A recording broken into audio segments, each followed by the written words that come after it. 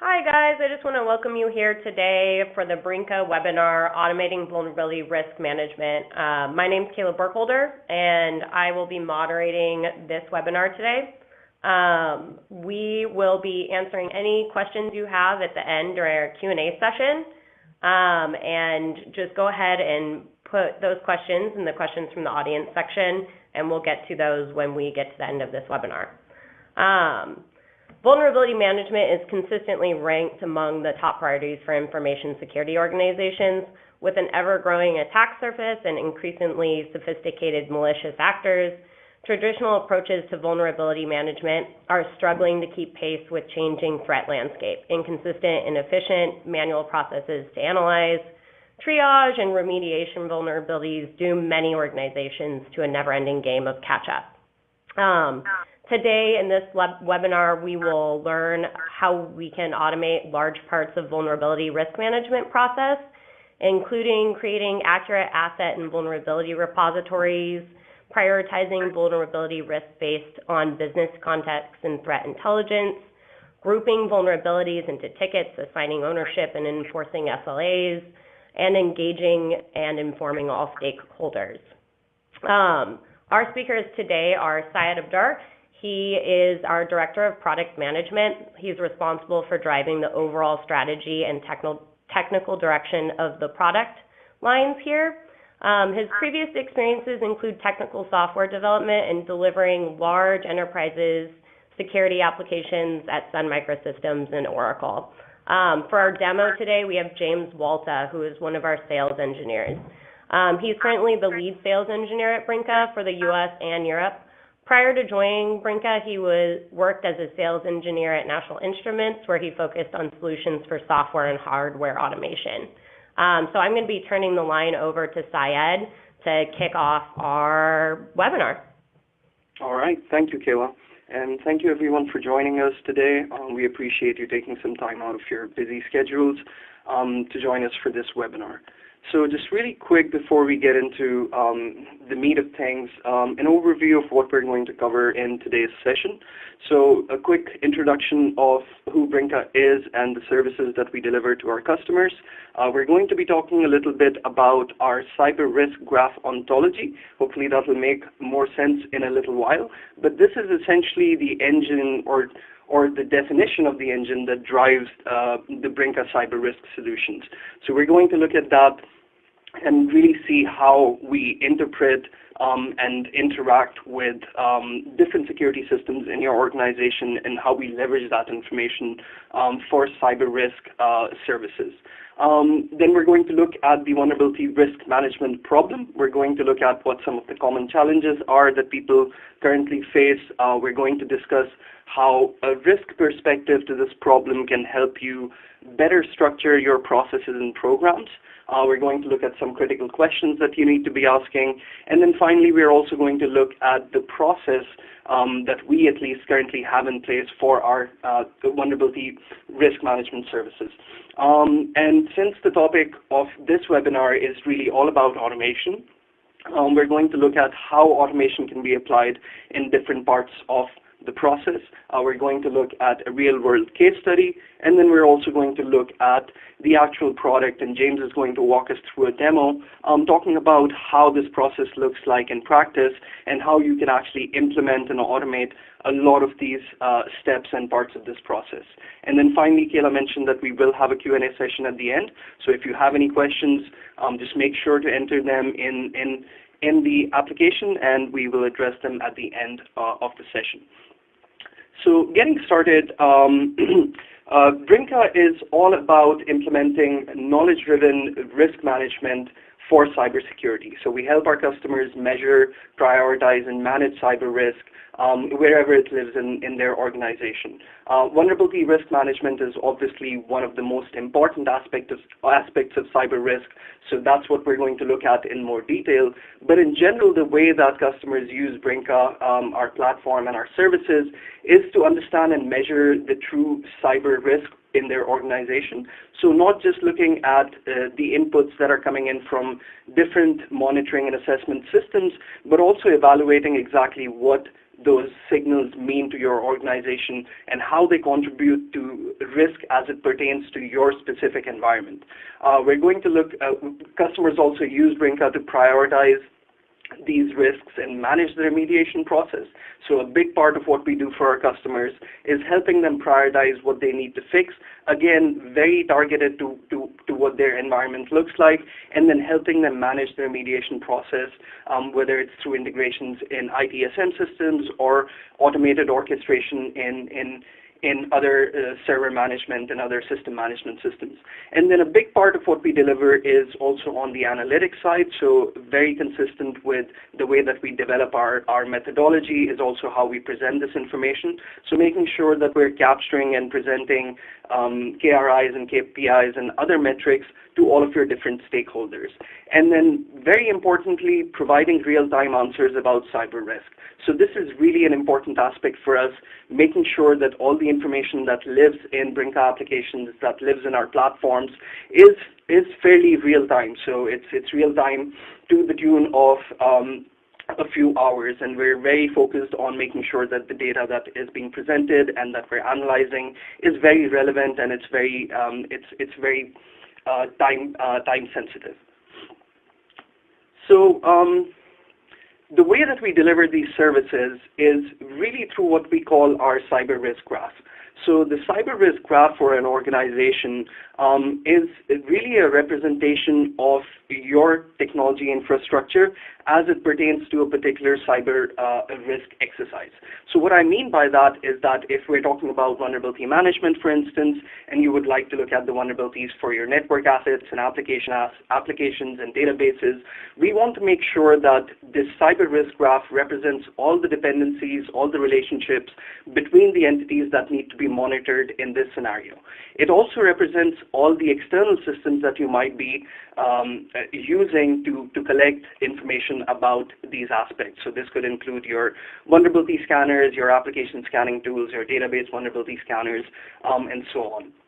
And the way that we leverage the risk graph is through our cyber risk platform. So the cyber risk platform is really a collection of features and functions that lets us create the cyber risk graph, manipulate the cyber risk graph, manage it in a timely manner. And we do this through a bucket of features or several buckets of features.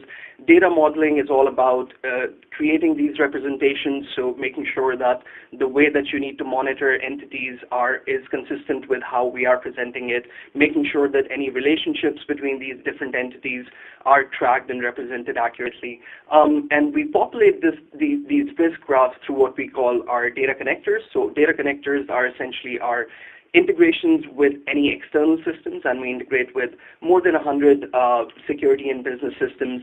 And it's a very simplified means of having data transfer set up between these different systems. The decision engine really focuses on the prioritization and remediation aspect of things. So making sure that the methodology for evaluating risk is implemented automatically, that we come up with risk scores for your assets and for your vulnerabilities, and that we use those risk scores to prioritize remediation actions, and then also drive those remediation actions, again, either internally or through external systems like other ITSM systems. And then obviously the analytics engine is a big part of this. It's really important for us to make sure that we are presenting this information to all of your different stakeholders in a consistent manner, in a format that they understand, automatically, again, delivering it to their inboxes or presenting them with live dashboards where they can go and look at this information. And we leverage the risk graph for different risk services. Vulnerability risk service is all about managing vulnerabilities, primarily on the network side, but also on the application and database side. Application risk service is all about monitoring and evaluating the risks associated with your software infrastructure. So whether you are developing applications internally, if you have an SDLC process, making sure that that is consistent with what SLAs and controls and policies you have in place. Again, evaluating this based on a lot of different sources like your static analysis tools, your dynamic analysis tools, your penetration testing programs, your internal security controls, and so on. And then chain and configuration risk service is focused on making sure that the configuration the configurations on your different assets, like your applications and hosts, are again consistent with the policies that you have in place, and then using any external monitoring or assessment systems to see what the risks are associated with the way that your infrastructure is set up. Now, the risk graph is really a knowledge graph. And a knowledge graph is a mechanism for bringing in data from multiple different places into a consistent ontology and doing automated analysis to derive new intelligence from it. So when we talk about an ontology, it's really important because that is what defines how this data that comes in from a lot of different places and looks differently can be mapped to a single consistent model.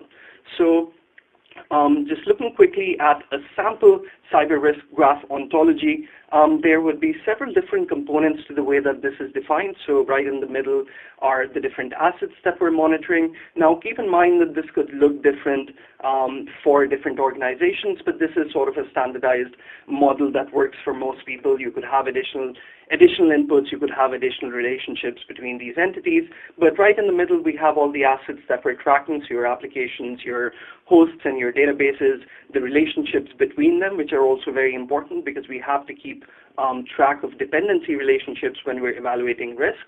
On the right are all the vulnerability information. Again, that is coming from any source of assessment or monitoring tool that you might have in place, whether it's your penetration testing programs, your network scanners, your application scanners, your database scanners. And this is typically augmented with additional context that comes in from threat intel and patch intelligence. And the way that we typically manage this is that at the moment when this data is coming in from any external systems, it's automatically mapped and correlated and brought into the system as a single consistent entity. On the left, we have what we call asset context or asset metadata. This is really important because anytime that we're doing risk analysis, we have to make sure that the context that we're doing this analysis is relevant to our organization. So we have to make sure that we're taking into account any compliance requirements that might exist on any of these assets, or making sure that we're representing the business context that goes into these applications. Things like, which business processes or business units or product lines are being supported by a particular asset. We want to make sure that all of that information is built into the risk model. Also on the left is access, so anything that relates to users and accounts being able to log into these systems, making sure that we're maintaining things like user access and ownership consistently across all of these assets. And then finally, the last part is typically remediation. A few different actions around remediation, so you could have actionable tickets or tasks that are being set up to make sure that you have the right context set up for these applications or for any of these assets. So for instance, if you have ownership that is missing, and ownership is important for us to maintain a consistent remediation process, we want to make sure that we're also highlighting those things as tasks that can be implemented. And then obviously tickets or remediation actions which are really focused on addressing specific problems like vulnerabilities or findings or issues that exist on any of our target assets. One other thing to note here is that because the focus with this ontology is for developing a consistent language in which we can interpret the data that is coming in from different places, we also typically standardize some of this information. So for instance, we might have a single model for open source vulnerabilities and static code vulnerabilities, and we might have a slightly different model for penetration testing results and dynamic vulnerabilities on applications. But the key thing here is that it's a common language that is used to interpret and analyze data regardless of where it's coming from in your organization. And this typically maps to your internal processes, to your internal infrastructure in the way that it is set up. So talking about vulnerability management, which is really the focus for us today, there are a few different reasons why organizations typically struggle with vulnerability risk management.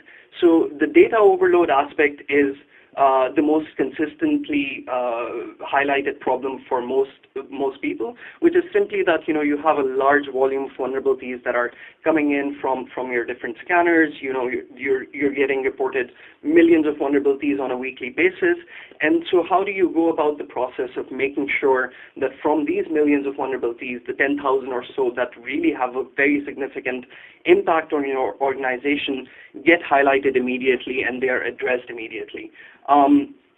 So data overload, again, focusing on not just the volume of data, but also the variety of data.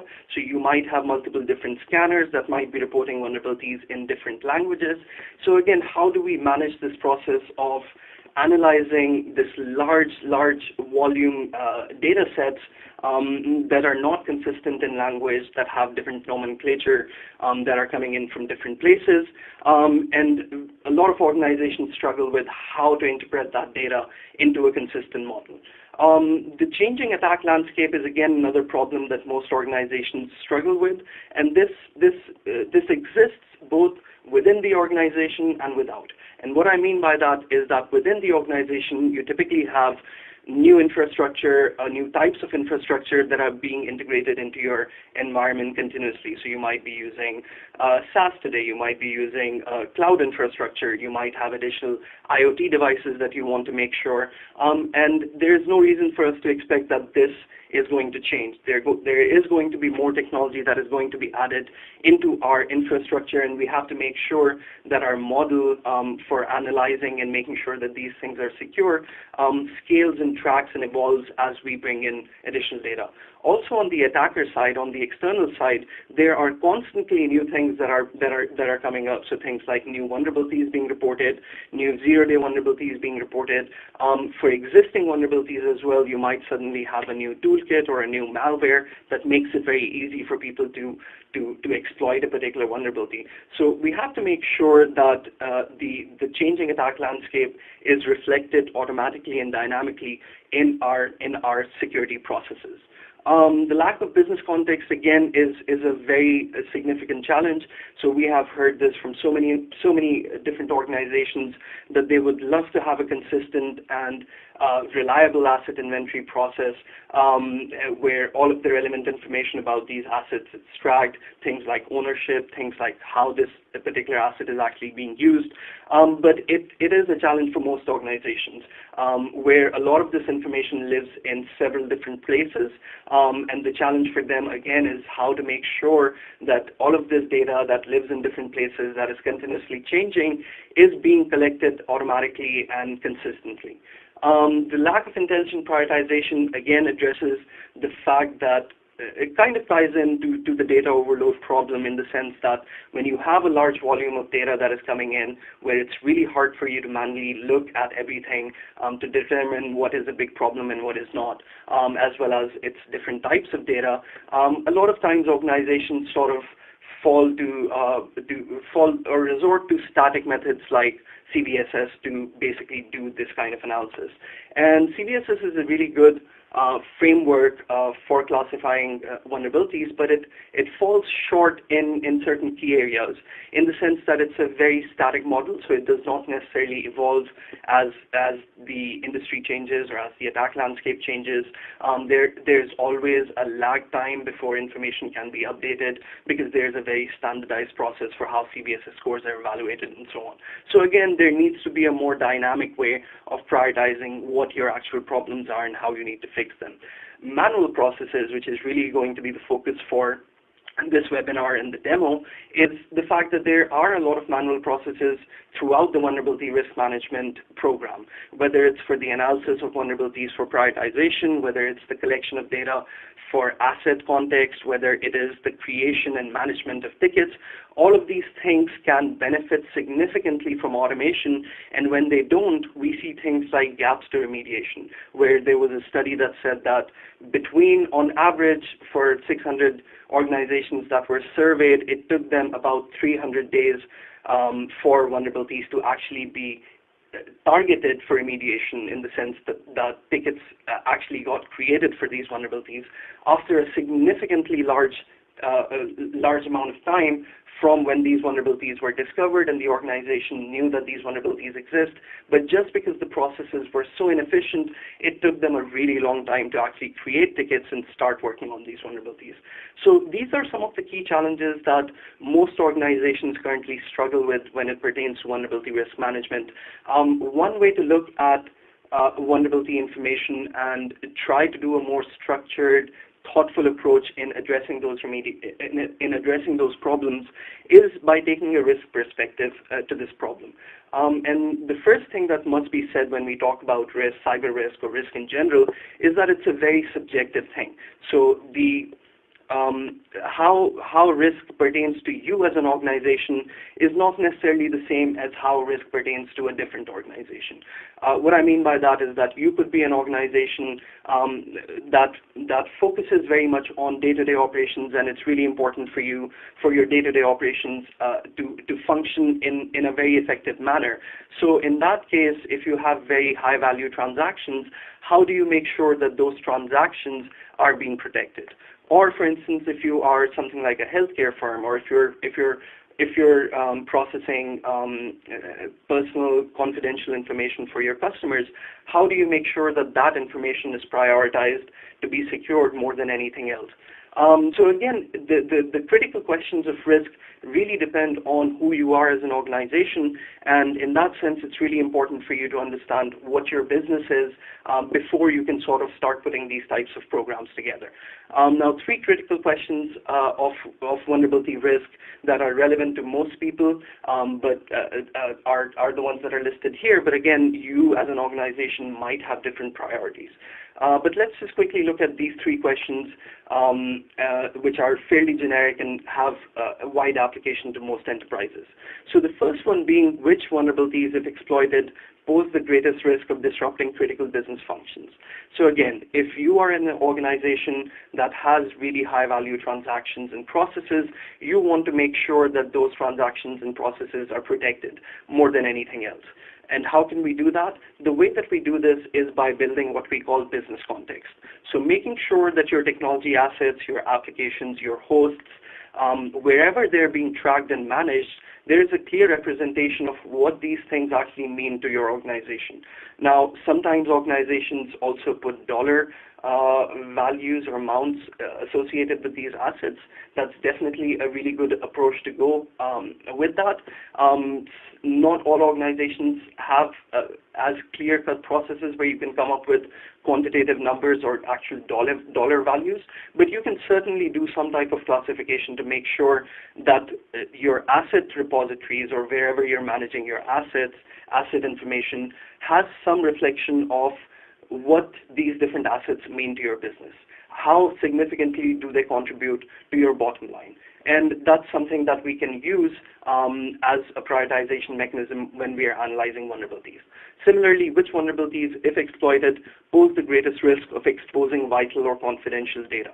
Again, if you're an organization like a healthcare provider or a credit monitoring service, you want to make sure that this really vital confidential information, things like medical records, things like credit history, and so on, are very, very securely managed.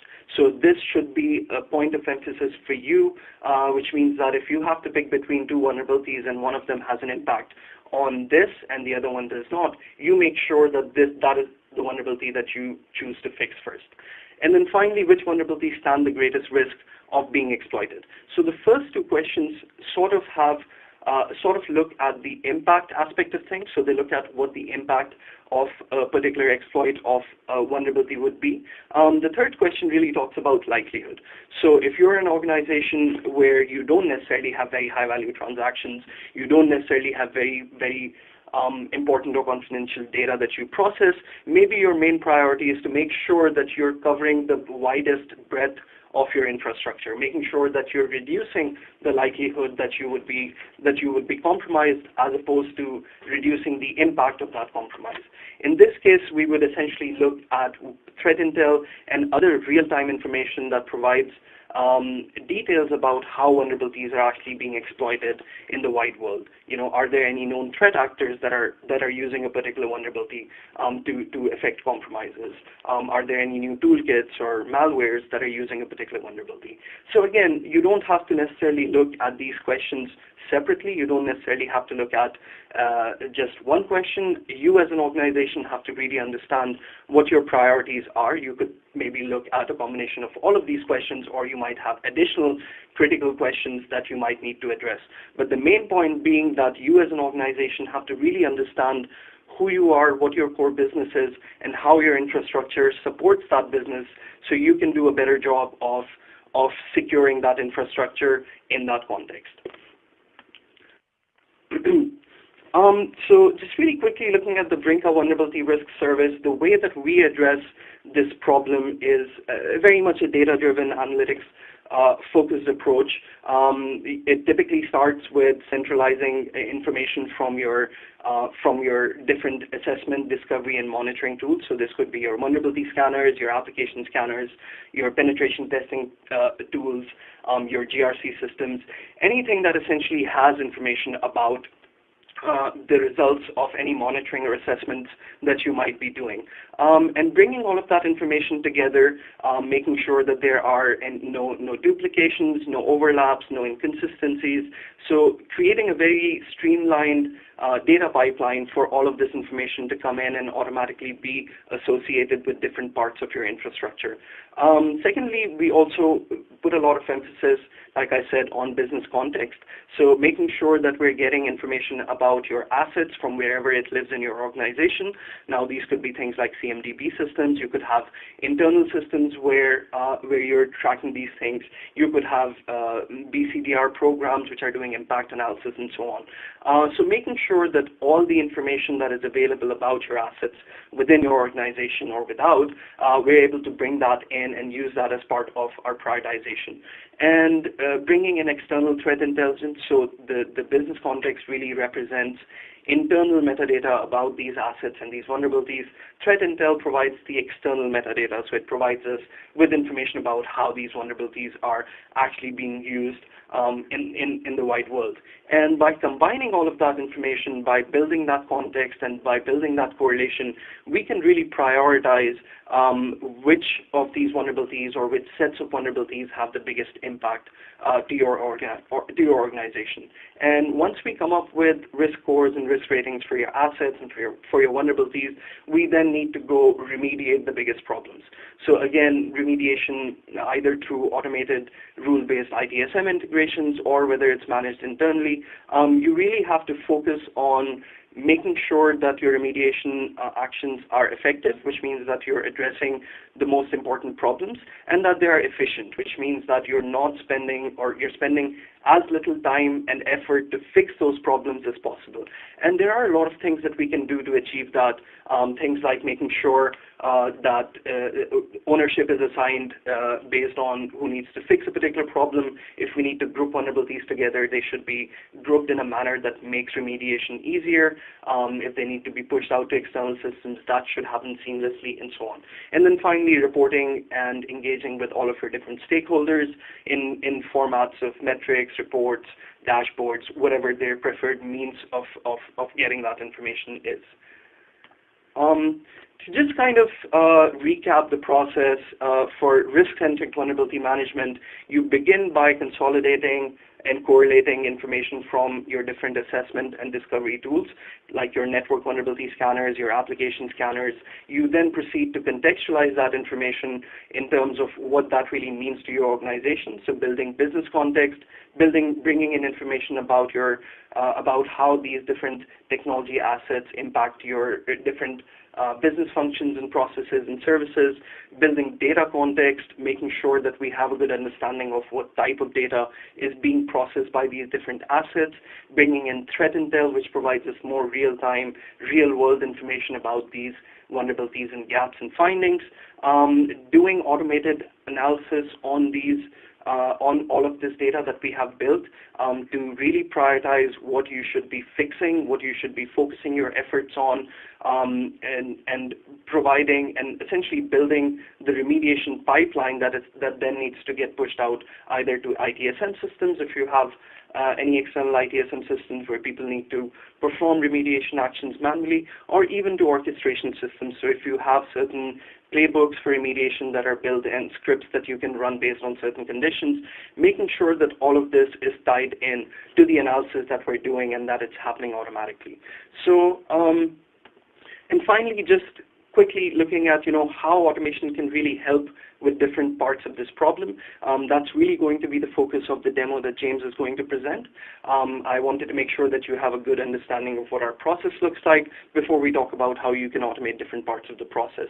But really, the different ways in which automation can help you improve this process is that it can tremendously help you improve the quality of your asset data. So one of the big problems with maintaining live and relevant asset information is that it lives in a lot of different places. There are a lot of different teams and folks that are responsible for managing and maintaining different parts of the data set. So we want to make sure that by implementing automation, by bringing all of that data together automatically, frequently, we are making sure that all the data that we expect to be available about these assets is available. You can also have certain actions that can be set up when information is missing, so things like tasks that can be triggered and assigned automatically to folks to make sure that they are on point when it comes to providing all of this asset information. It can also help you identify critical risk conditions automatically. So again, when something happens, like a new vulnerability is discovered or a new toolkit is available in the dark web for exploiting a vulnerability, the big challenge is that a lot of this information is happening in environments where you don't necessarily have direct access. So if you build the prioritization in a manner that is automated, all of this information would be brought in, analyzed, and the results would be highlighted and discovered and communicated automatically. So if any of these new data sets or new developments result in a risk condition that is critical and deserves your immediate attention, by providing automation, you can, or by implementing automation, you can really be very effective and efficient with how that is addressed. Enforcing remediation strategies and policies. So this is really two different things. One is that you are enforcing your SLAs that are based on your security policies because you're creating tickets automatically and you're assigning SLAs based on certain conditions. But more importantly, it focuses or it forces you to have these strategies in place first. Because if the only way, or well, if the most prominent way that you can create tickets is through rules that you have to define, then you have to make sure that you have to define these rules. And what that makes you do is it really makes you focus on the strategies that you have to have in place for remediation. Things like, defining upfront who should own certain kinds of tasks, or how much time should they have to fix it, and so on. And then also automatically, and also improves the remediation effectiveness and consistency, because now you're not taking these decisions at runtime. You're essentially doing this upfront as a group, building consensus about what these policies should be. And when these vulnerabilities come into your organization, all of this is happening automatically. So tickets are being created automatically, and so on. And then it also helps you. And then it helps you engage and inform all the different stakeholders. So if you have metrics and reports that are set up to be evaluated automatically and delivered to the different stakeholders, that really helps you make an efficient use of all the different resources in terms of human resources that you have available at your disposal. So in the interest of time, I'm just going to skim through this really quickly. So this is a case study for Fortune 200 electric utilities company, one of the biggest public utilities companies in the U.S. Their main concern or goal was to make sure that since they are managing a lot of critical infrastructure, they're plugged into power grids, they're managing customer information, they wanted to make sure that all of their assets, and whether it's applications or hosts, that are related to these critical business functions of interacting with these power grids, of managing customer data, of delivering services to customers. They were prioritized for vulnerability remediation, and being a power organization, NERC being something that was really relevant to them, they wanted to make sure that all the SLAs that are governed by NERC or by the internal policies were implemented. And we did this by incorporating data from a lot of different sources, an internal asset inventory, network management system, network vulnerability scanner, configuration management system, threat intel, application security scanner, and additional access, Active Directory, LDAP type of information about their users. And what they got out of the system was essentially a prioritized list of their critical assets and how they impact their different businesses, automatic evaluation of risk scores based on the criticality of their assets, as well as configuration management and asset and threat intelligence, a significant improvement in their remediation coverage. So they were able to significantly improve how many vulnerabilities were being addressed on all of their critical assets, a better representation and enforcement of their NERC SLAs, and then real-time risk and metrics reporting. Okay, all right, so I know I rushed through that really quickly, but I wanted to make sure that we can get to the demo part of the webinar. So I'm going to hand this over to James now. So James, take it away. Sure, thanks, Syed. All right, so as Syed spoke to, a lot of what we'll be looking at are how, some of the features of automation and looking at, relationships and additional context to all of our assets can really help create a more efficient workflow and understanding risk, but also provide a lot more context into prioritization. So I want to start out and just, quickly speak to how we actually get data into the environment, as that's kind of the biggest piece, right? The more information we can have and the easier it is to get into the environment, then the better our risk understanding will be for all of the information. So what we're looking at here is our data sources section for the Brinker tool. And we see that we have, a wide variety of different connectors. So this is just kind of a small sample of what I have set up for the demo environment. But we can see a lot of different categories of information. So we can see things that relate to more of our configuration management, or anything that relates to a CMDB, whether that's coming from a database or a directory, or even if it's coming from a cloud source like ServiceNow. And then also looking at additional context for network configuration, so understanding relationships between various assets as well as their relationship to networks, so if they're behind firewalls or anything like that. And then part of what Syed spoke to as well is looking at more of the live risks, so understanding whether there's exploits or malware or any toolkits that are being used for any of the vulnerabilities that we have identified. So also bringing in information from threat intelligence feeds is very useful. All of our connectors work simply by just using API access to talk directly to the tool. So the setup process is, it's a one-time setup, and then we just use automated schedules to determine when to bring that information in on a reoccurring basis. So typically we'll set that up to occur directly after a scan, if we're talking about a vulnerability scanner.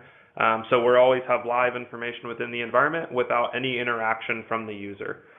So if we take a look at Qualys vulnerability management, for example, we can see as part of that setup process, we're really just looking at the URL of where that asset information is stored, as well as providing credentials to an account that has read access to that information. So very straightforward to get that connection established. And then we can move on towards some of the flexibility in where we determine, where that information goes within the Brinker environment. So particularly following along that path of the Qualys vulnerabilities, we can see we have a few different data sources that can come from Qualys. So one of the ones that we'll look at first is some of the host information. So from Qualys, there's, again, a few different sources. We can pull on, the vulnerability definitions or the hosts or the vulnerabilities themselves that have been scanned. In this case, we're looking at the host information, and we're just choosing to send that to the Brinker host data model. And on the Brinker side, that data model is very flexible and can adapt to the scenario of a lot of our different customers. So whether there's additional information that can come from, CMDBs or directories, we can adapt that model to include all of that additional context. So speaking to, how some of that information comes in or what some of it looks like initially, a lot of the scanners are providing, just the basic information about these assets. We get things like the domain name, the IP address, what operating system is on that host. Maybe there's a basic ownership structure, for that asset, but there's not a lot of additional context for prioritization that, Syed was speaking to throughout his presentation. So we can start to look at other sources as well that we had connected. And if we have things like CMDBs or even understanding like calculations of certain IP ranges are a notification for a critical asset or association to a particular business service, then we can map all of that information as well. So another mapping to look at is now we're going to look at host information coming from a CMDB. So in this case, we're still sending it to that same data model that we were looking with. So we're essentially providing additional information that wasn't there from our initial source.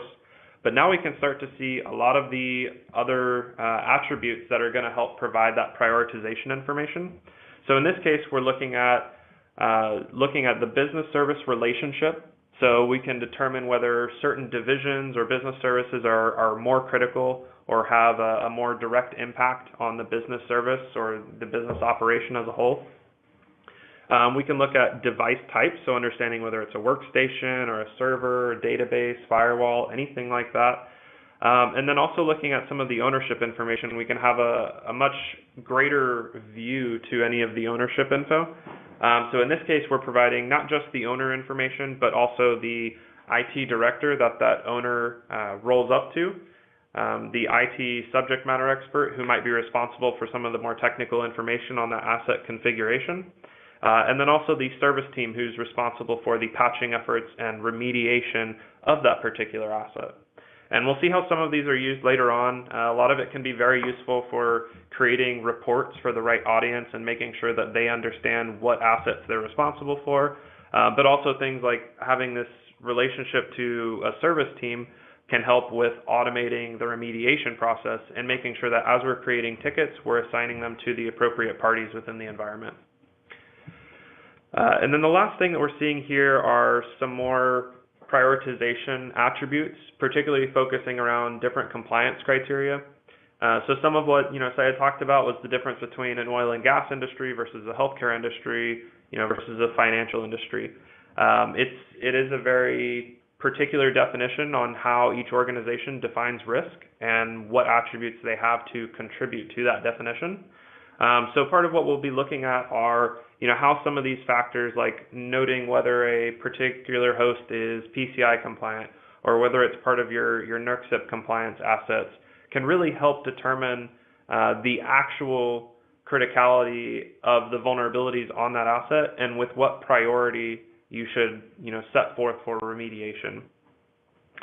So if we take a look at a host that's in the system, we've, synced it with all the information we've discussed so far, we can start to see how some of this comes into play.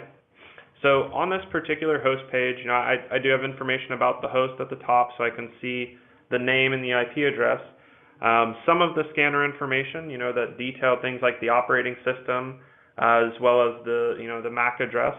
But some of the CMDB information that's brought in as well. So the device type lets me know that this is a server and that it's currently operational. So I can distinguish between an operational asset versus a test or development asset and change criticality based off of that. And then also looking at the different compliance criteria. So this host, when we synced it, was marked in our CMDB as being a part of our PCI asset group. So all of that will go into factor for how we calculate risk on the vulnerability level. And then the last part is just tying in all of that relationship information. So being able to understand that this asset is also in relation to our customer service group and is a part of our critical asset network segment. And then we can see all the ownership information as well. So a lot of this information, shown directly on the host level, but we can use it in other parts of the tool to further automate the process of, calculating prioritization and assigning remediation. So if we take a look at how we actually take into account the different prioritization factors. A lot of that happens on the vulnerability level. So the information is stored to determine the criticality of a host. But when we look at vulnerabilities, we'll see that we have a particular attribute called risk score, and it is a calculated attribute. And a lot of what we'll see in this calculation are things that we've previously discussed. So looking at the Metasploit factor or exploits, so we can change the score depending on whether it's found in an exploit database, which is what's happening right here in this part. And then further down in the calculation, if we look at some of the host factors, we can see, in this case, we're looking at the IP address and calculating if that host is an internal or external facing asset. In this case, if it's internal, then we're going to reduce the score of each vulnerability by 15%. And then we also see some of the compliance criteria that we looked at that we brought in from that CMDB. So understanding whether it is a NERC compliant asset, or if it's healthcare, maybe we have some HIPAA assets, or in particular, like the previous host we saw that it was flagged for PCI compliance, or a part of that PCI group. So this is where we can account for all of those various attributes. And just as flexible as our data model is and gives us the ability to create new attributes to better reflect your environment and the information you have about your assets, the risk score calculation is just as flexible and can continue to take into account new attributes, and on top of that, change the weighting for how those attributes affect the overall score to make sure that at the end of the day, the risk score accurately represents how you define risk within your environment. So once we have a good understanding of vulnerability prioritization, some of the things that we can look at are automation for ticket creation. So one of the tickets that I want to look at are this ticket rule right here. So we're looking at high rating vulnerabilities on the Windows operating system. And what this particular rule does is we set it up once within the environment, and then we schedule when to run it, whether that's after a vulnerability sync or maybe a scheduled time every day or week within the environment. And then we're looking at conditions that we set that must be met for that ticket rule to apply, and then how we're going to generate that ticket. So in this case, as we said, it's for high vulnerabilities on the Windows operating system. So we can see that's part of the conditions that we've set up is that it must meet that criteria. And then for the ticket properties, we're looking at automatic assignment policies. So in this case, we're assigning based off of a particular attribute. As we brought in that CMDB information earlier that had that ownership information, we could see that one of the fields we brought in was the service team. So in this case, we're going to automatically assign tickets when they're cut to the appropriate service team.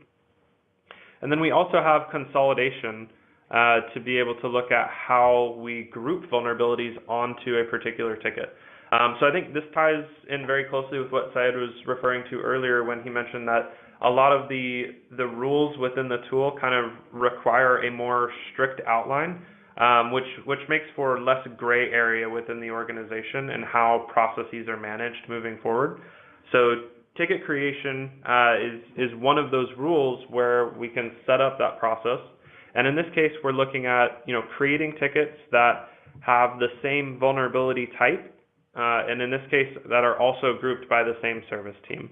So I may have 60 vulnerabilities that are of a particular vulnerability definition, but those vulnerabilities may be spread across 3 or 4 different service teams. So by consolidating by both of these attributes, I can make sure that only the same vulnerability exists on a single ticket, and that each ticket is only for one service team within our environment. So now when we assign this, one service team will have a single ticket with roughly 20 to 30 vulnerabilities. So if we take a look at how some of that ticket information works, we can also see when a ticket is created, we have the description and solution for the vulnerability information that was carried across. And then we do have the relationships to the actual vulnerabilities themselves on a ticket, and can automatically track the percentage of completion for each ticket within the environment. Part of what Syed mentioned was also automatically pushing those tickets out to existing ITSMs. So if part of the workflow is managing that ticket lifecycle within a tool like ServiceNow or Jira, we can create external IDs which directly link to that ticket in that environment. And if we look at that particular ticket, we see the same information created within that environment. And then as these tickets are updated, we can pull the information back over to the Brinker environment, so we have a very holistic picture of the remediation lifecycle. If we look at another ticket that I have, some more of the automation rules that can go into play is identifying things like the status of a particular vulnerability and using that to roll up to the ticket level. So in this case, what we're doing is looking at two vulnerabilities where both of them have been fixed and automatically closing a ticket based off of that 100% completion ratio. So that is another type of rule that we can create in the environment to create an even more efficient workflow and make sure that our remediation team is really focusing their efforts on the the patching efforts and not so much the ticket updating and ticket management efforts. 5-minute time check, James. All right. So real quickly, just take a few seconds to walk through some of the reports in the environment. As we've seen, there's quite a bit of information since everything is centralized within the Brinker environment, and that gives us a very strong capability to create standard reports that can be used to automatically send out on a weekly basis and keep all team members informed on some of the important metrics that they're monitoring. So here's a particular report where we're looking at more higher level metrics, understanding the overall organizational risk score, but also looking at how some of that additional CMDB or asset information can help us group assets automatically and score those groups within the environment. So here we're looking at our different types of vulnerabilities that we have, whether it's network vulnerabilities coming from the network scanners, or on the software side, any application issues, or even other data models like vendor risk or IT asset risk.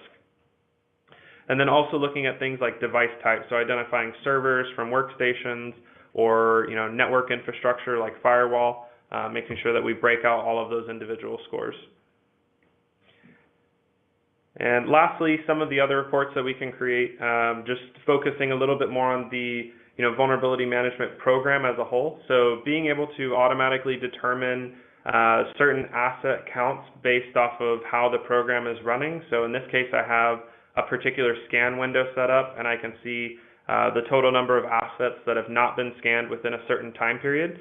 And we can actually set up notifications and email alerts based off of these values as well, and be able to notify users of certain conditions. So if we want to make sure that we never cross a certain threshold for a percentage of assets not being scanned, then that's something that we can automate within the environment and make sure that all parties are aware of those values the second they cross that threshold.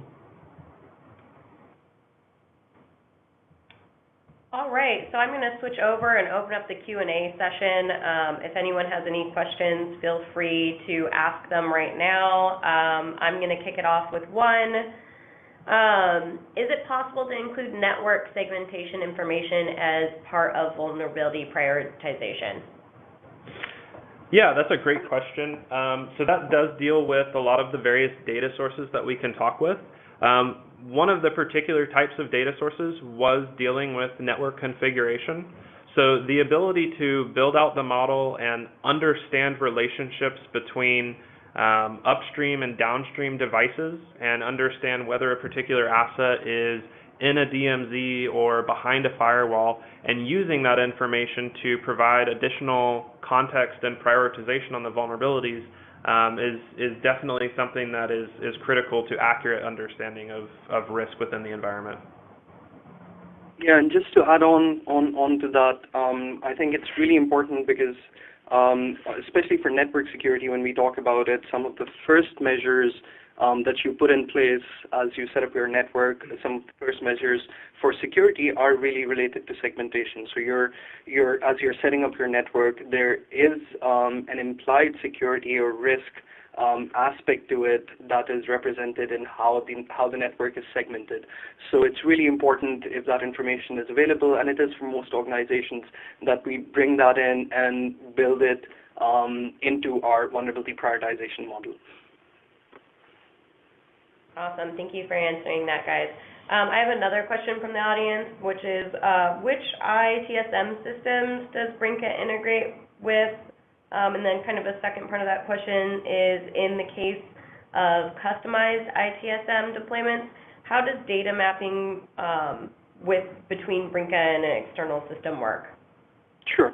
Yeah, so we integrate with pretty much all commonly used ITSM systems, ServiceNow, Jira, Remedy, Heat, might be forgetting a few, but yeah, pretty much all ITSM systems that are out there that are commonly used, we have integrations with them, and a couple of different ways in which we integrate with them. So the first thing is that our connector setup provides complete control over how the tickets that are essentially being created as a result of the rules that James was showing are actually translated into tickets in these external systems. So you have complete control over how to map the fields that exist in Brinker to the fields that exist in these external ITSM systems, and this includes any custom fields as well. So if your ITSM system is somewhat customized to your specific business requirements, and a lot of them are,